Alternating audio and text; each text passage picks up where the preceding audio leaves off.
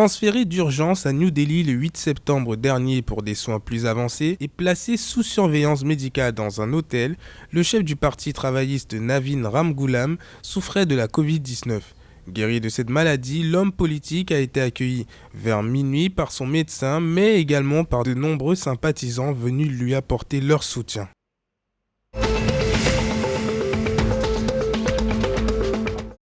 La gouverneure de la Grande Comore, Siti Faarouata, a été reçue ce lundi 11 octobre par le directeur du département 3 Océans, Charles Trautmann, au siège de l'Agence française de développement.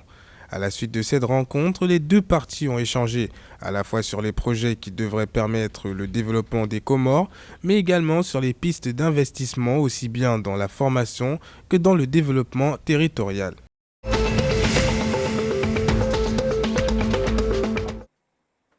Plus de 85 000 $ de subventions et programmes ont été accordés depuis 2020 aux Comoriens par les États-Unis. C'est ce qu'a indiqué le 5 octobre la chargée d'affaires à l'ambassade américaine auprès des Comores, Emidji Hayat, à l'occasion d'une cérémonie en l'honneur du programme d'échange Comores-États-Unis. Selon l'officielle américaine, ces projets illustrent l'engagement et le dynamisme de la jeunesse comorienne en matière de développement.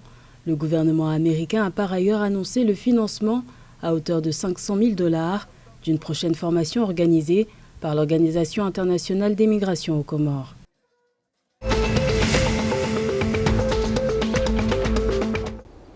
La nouvelle fait tache d'huile pour les Seychelles, qui viennent de sortir de la liste noire des paradis fiscaux de l'Union européenne. La déflagration de la bombe amorcée par les Pandora Papers frappe aussi l'île Sœur, 2 députés et un célèbre tennisman, tous français, qui apparaissent dans le listing des personnalités incriminées, auraient dissimulé des avoirs aux Seychelles. Rappelons que l'enquête dévoilée le 3 octobre par un consortium international de journalistes d'investigation touche 336 dirigeants et responsables politiques à travers le monde pour une évasion fiscale totale estimée à plus de 11 000 milliards $.